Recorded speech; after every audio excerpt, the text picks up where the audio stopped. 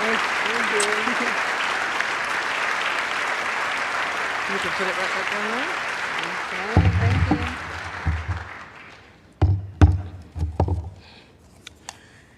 Good evening, ladies and gentlemen. I know you've all heard about me. Okay, I'm so sorry if I don't talk for other people to understand, but I will try my best. Okay, you know I usually talk and I read, so this straight jacket thing is killing me. Ladies and gentlemen, this is my shortest speech ever, and it's the truth.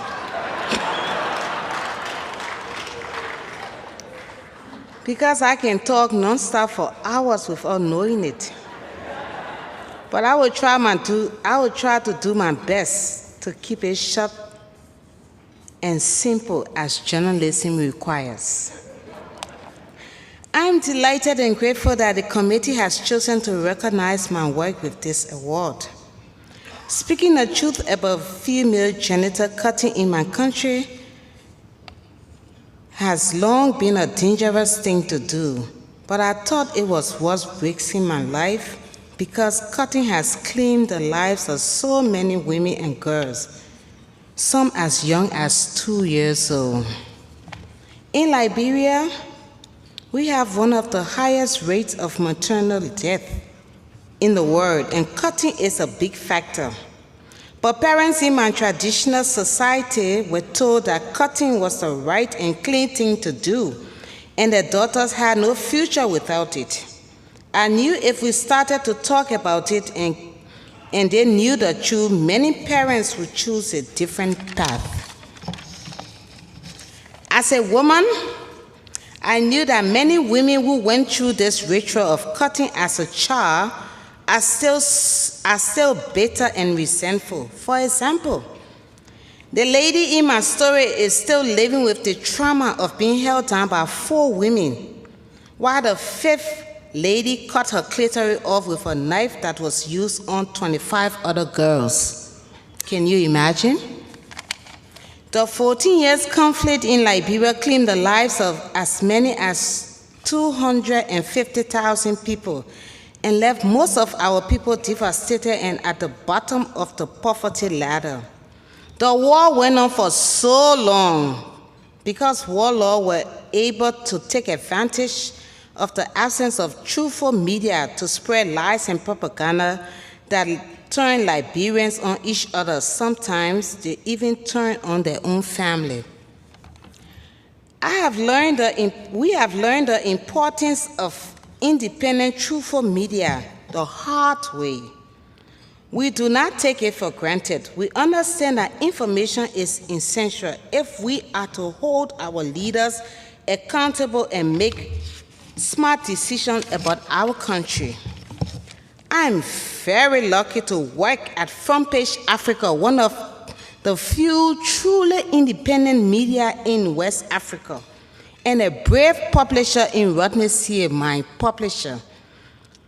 Many other media houses would not have had the courage to publish this reporting that was done on independence on International Women's Day. Can you imagine March 8th? Together with New Narrative, the American media project that supports our reporting, we are really changing the face of Liberia.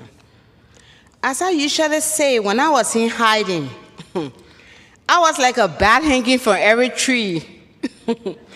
I was like a bat hanging from every seed, every possible tree, because when night falls, I look for a hiding place. Because it was risky to stay in one location for more than 2 days. You will be noticed.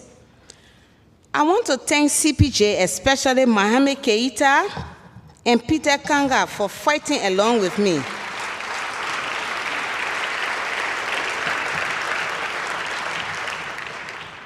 For fighting along with me every day while I was hiding and living in fear and uncertainty. You can have no friend at that time. They called every level of government and made sure that the world knew about my case. They led a campaign that included Amnesty International, Nicholas Krichter of the New York Times, and the dean and students of the Columbia Journalism School. I'm so grateful to them.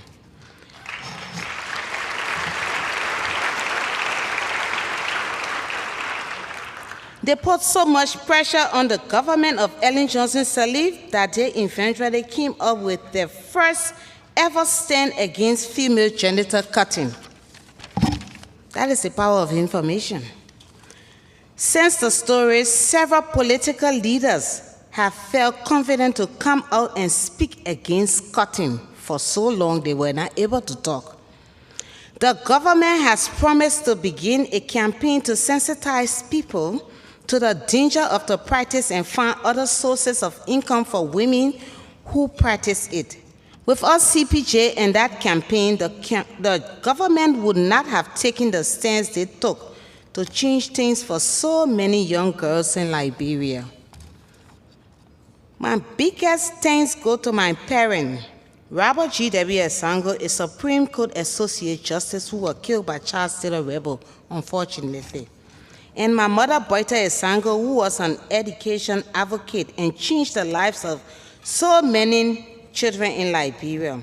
They are the example that made me what I am today. I am sure they are smiling down and proud at me tonight. I would not have done this without my brave editor, Joanna Devine. She's not here. Who fought ministers and police to win my protection, but to no avail. I had no friend in the police after exposing cases of police brutality and rape the year before, but Joanna pushed them all every day to do the right thing. Had it not been for Dave and Susan Masinek and Prue Clark of New Narrative, please stand, let the people see you.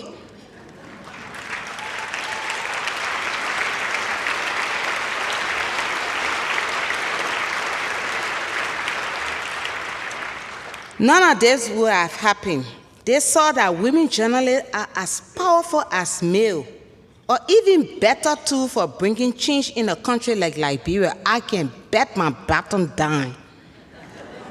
I can boast that women journalists are hitting higher heights in Liberia and are fighting to make a difference and prove male journalists wrong, that we are only good to go after soft news. That is not true.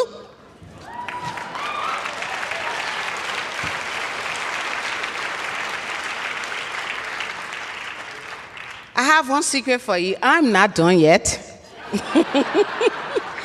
Though I went into hiding, but I'm not done yet. We have a lot of work to do in Liberia. We have to make sure that the government sticks to the promise of cutting. You better all keep watching and supporting my work. I hope I don't have to face death threat to get your attention again. Ladies and gentlemen, thank you.